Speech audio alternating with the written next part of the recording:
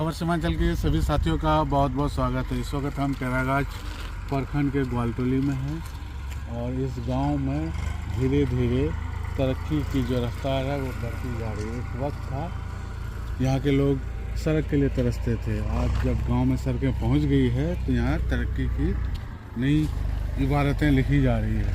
आज हम आपको एक खास महिला से मिलाने जा रहे हैं जो बेहद यूनिक काम कर रही है। गांव में रह करके गांव की लड़कियों को हुनरमंद बना रही है। आप देख रहे हैं हमारे यहाँ सिलाई एवं कढ़ाई का काम किया जाता है। राजघाट म्यापुर, सोचिए ये एक तरफ कोचिंग है, एक तरफ टेलरिंग सेंटर है। तो अमूमन आप तो ये जानते हैं ना कि किताबों को या क्लास के बच्चों को पढ़ाने के लिए कोचिंग दी जाती है, लेकिन यहाँ टेलरिंग की कोचिंग मिलती है। देखिए आइए आप यहाँ पर टेलरिंग सेंटर देखिए गांव की बच्चियां हुनर सीख रही हैं। यह है मोहतरमा मर्जिना बेगम जो इन बच्चियों को ये ट्रेनिंग दे रही है गांव में रह करके। यहाँ पे एक वक्त था जब 10 से 12 मशीनें थी और बच्चियां आकर के सीखती थी, लेकिन जो सीख चुकी वो अपनी मशीनों के साथ वो रिटर्न बैक हो गई और जो मशीन इनके हैं वो ऑलरेडी यहाँ पे नज़र आ रहे हैं। तो ये लोग सिलाई कढ़ाई का काम सीख करके अपने हाथों को मजबूत कर रही है, अपने चेहरे पे मुस्कान बिखेर रही है अच्छी खासी कमाई करके।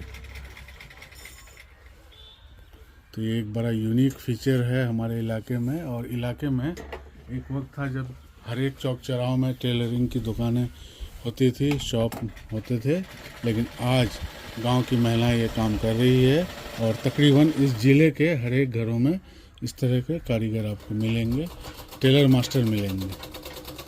तो बहुत ही यूनिक और ख़ास काम है। और दिलचस्प बात यह है मर्जिना बेगम उन बार पीड़ितों में से है जिनका घर द्वार पूंजीपति सब कुछ 2017, 2018, 2019 के बार में बह चुका है, टंकी नदी में बह चुका है। ये पहले सतमेरी गांव में रहती थी, वहाँ से विस्थापित होकर के यहाँ आई और यहाँ अपना हुनर का जलवा बिखेरने लगी है। तो आपको हम मर्जिना बेगम से खुद मिला रहे हैं, उनके दर्द की कहानी और आज की जो तरक्की की जो राहें हैं उनसे आपको रूबरू कराएंगे, कैसे वो इस मुकाम पर पहुंची और किस तरह से अपना जो आर्ट है वो दूसरों को ट्रांसफ़र कर रही है ताकि लोग अपना इस क्षेत्र में कैरियर बना सकें।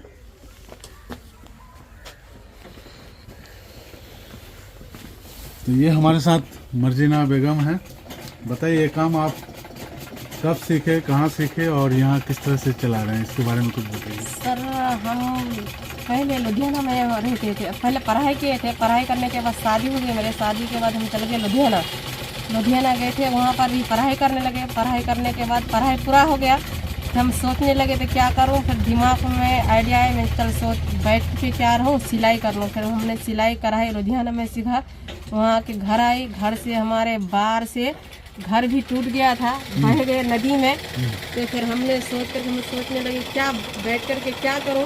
फिर हमने सोचने लगे कि राजघाट म्यापुर में हम एक दुकान खोले, छोटा सा दुकान खोले थे। हमारे पहले 7 मशीनें थे, 7 मशीनें का 2 बच्चे अपनी मशीन लेके चल गए। अभी हमारे पास 4 ही मशीन है। तो उसके बाद हमने वो बच्चे को सिलाई सिखाते हैं, जैसे हमने सिलाई सीखी है ऐसे हम बच्चे को भी सिखाते हैं। वो भी जैसे हम घर में करते हैं बैठ कर के ऐसे बच्चे को सिखाएंगे तो वो भी अपना घर में बैठ के करेंगे सिलाई, किसी के मोहताज नहीं होगी, किसी पैसे की मोहताज नहीं होगी।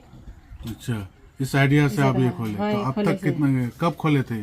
हम खोले थे अक्टूबर में खोले थे सर। अच्छा, अब तक कितने बच्चों को ट्रेनिंग दे चुके हैं? अब तक 6 बच्चे को दे चुके हैं। अच्छा, वो लोग अपने घरों में जाकर काम कर रहे हैं। तो रोजाना कमाई कर रहे हैं? हाँ, रोजाना कमाई कर रहे हैं। कितनी कमाई रोजाना उन लोगों को हो जाती है?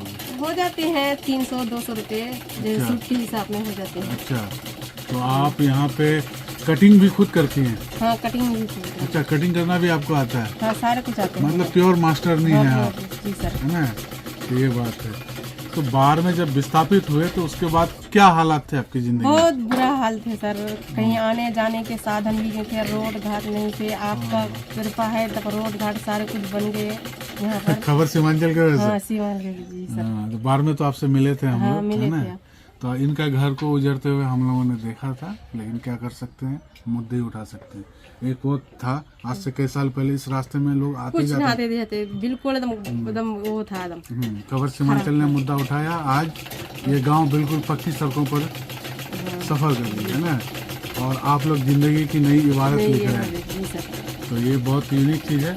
तो आप हमको ये बताइए, सारी मशीनें जो है आपकी है? जी सर मेरी है। तो इसमें आपने पूंजी लगाया? जी सर। अपने वो जो जमा पूंजी था जी सर, वही है। उसके बाद इन लोगों को ट्रेनिंग देना शुरू किया। ये सोच, ये ख्याल कैसे आया आपके दिमाग में? ऐसे सर मैंने बैठ के क्या करूँ, फिर मैं सोचने लगी मैंने चल थोड़ा कोई काम कर लूँ, गांव की देहात की लड़कियां भी सीख लेंगी, हम भी सिखा देंगे, पैसे पैसे कमा लेंगे। यहाँ तो शहर है नहीं सर, गांव है, गांव में काम करेंगे तो बच्चे यहाँ भी सीख लेंगे, तो हमारे भी कुछ हो जाएगी फायदे के काम। तभी हमने ये आइडिया सोचा, तभी ये खोलने लगे। तो अभी आपके जो कस्टमर हैं, जी सर, तो कहाँ से आते हैं, कौन कौन से गाँव से आते हैं? यहाँ से आते हैं, सातमेरी से आते हैं, यहाँ कोलकाता से आते हैं, पर सातमेरी बैगना बैगना पंजाब से आते हैं, बस ये दो पंजाब से आते हैं। अच्छा, तो काफी गांव से लोग आने लगे धीरे धीरे। तो ये जितने ज्यादा लोग आएंगे आपकी भी कमाई होगी, बच्चों को हाथ साफ भी होगा। हाँ, हाथ साफ भी होगा। अच्छा, ये बात है। तो आप ये जो काम करते हैं, तो ये शिफ्ट वाइज काम करते हैं? जी सर। कौन कौन सा शिफ्ट में काम करते हैं? शिफ्ट मतलब ये है कि सुबह शाम या कितने घंटे, कैसे? नहीं, हम सर 9 बजे से कितने 2 शिफ्टें सिखाते हैं बच्चे को, 9 बजे से 11 बजे तक, और 11 बजे से लेकर 1 बजे तक। अच्छा, हम बच्चों को सिखाते हैं। उसके बाद फिर अपना घर का काम, अपना घर चल जाते हैं, घर का काम कर लेते हैं। तो ये बच्चियाँ आती हैं, तो ये लोग स्कूल में फिर पढ़ती है? हाँ, स्कूल में पढ़ाई कर लिए ये लोग। अच्छा, पढ़ाई कर ली, उसके बाद आपके यहाँ लिए। तो अभी तो लोगों का तो भरमार होगा कि भाई हमको भी सिखाइए, हमको भी सिखाइए। चले गए ना सर, टाइम ही ओवर हो गया ना, चले गए। नहीं, और भी नए लोग भी हाँ, तो और भी बोलते हैं ना, और भी हमको भी सिखाइए। हम सोचने कि जो पुराना बच्चा है ना उसको पहले निकालने दे, निकालने के बाद फिर आपको सिखाएंगे। मतलब अब लाइन लग गया है लाइन लग गया है। अच्छा, तो हमारे यहाँ तो ये होता है ना कि शर्मो हया की बात, नहीं गाँव सर, वाले नहीं शर्मो है कि कोई चीज की बात नहीं, ये अच्छी काम है सर। गुरु बकरियां चराने से नहीं, सबसे अच्छा बेहतर सिलाई का काम है सर।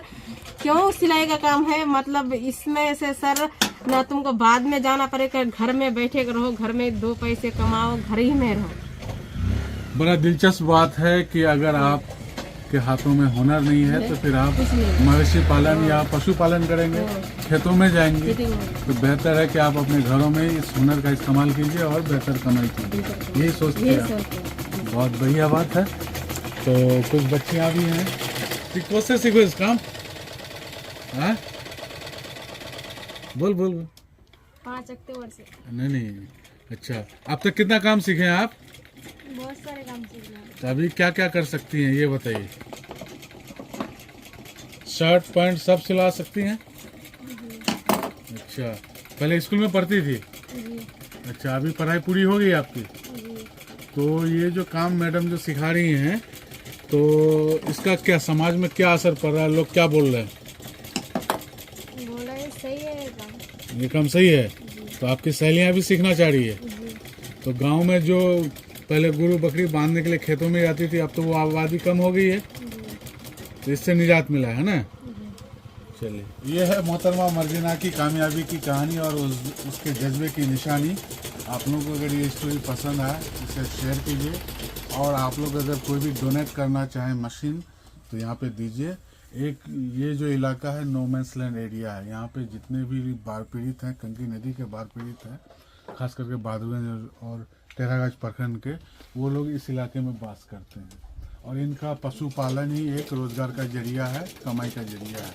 अगर इन बच्चियों को एक हुनर मिल जाए या इनके हुनर को एक बाज़ार मिल जाए, कदरदाम मिल जाए, तो ये लोग बहुत कुछ कर सकती हैं। इनके पास बहादुरगंज मार्केट है, इनके पास बिशनपुर मार्केट है, टेरागंज मार्केट है, और ऑलरेडी जनता हाट, निशंद्रा हाट, कंटनी हाट, यहाँ पे एक बहुत बड़ा मार्केट है, और गांव-गांव में भी मार्केट है आज के दिन में। तो ये लोग अपने उत्पाद को, प्रोडक्ट को बेच करके अच्छी खासी कमाई कर सकते हैं। और हमारे यहाँ जो सामाजिक रूप से देखा जाता है कि जिनका हुनर है उनके रिश्ते भी बड़े आराम से और अच्छी जगह लगते हैं। तो ये अमूमन ग्रामीण क्षेत्र में देखा जाता है। तो आप लोग अगर कोई योगदान करना चाहें तो ज़रूर कीजिए, ताकि इस इलाके के बच्चे और बच्चियाँ आगे बढ़ सके। इससे बढ़िया और कुछ नहीं हो सकता है सोसाइटी में चेंज लाने के लिए, ये मेरा मानना है। हमारे सांसद महोदय वो दोस्तों को इसी तरह से हेल्प करते हैं और हमारे डीएम सर तुषार सिंगला जी वो ऐसे लोगों को हमेशा प्रमोट करते हैं। तो हमारी रिक्वेस्ट है कि आप लोग जब भी इस इलाके में आए तो इनके सेंटर में ज़रूर आइए और इन लोगों का हौसला अफजाई कीजिए, और हो सकता है कि आने वाले दिनों में कोई माइलस्टोन ये लोग दे, इस इलाके को एक नई पहचान दें और जीविका के जो लोग हैं उन्हें इन लोगों से जुड़ने की कोशिश करें। तो हमें और मसूद आलम को दीजिए इजाज़त। Thank you sir.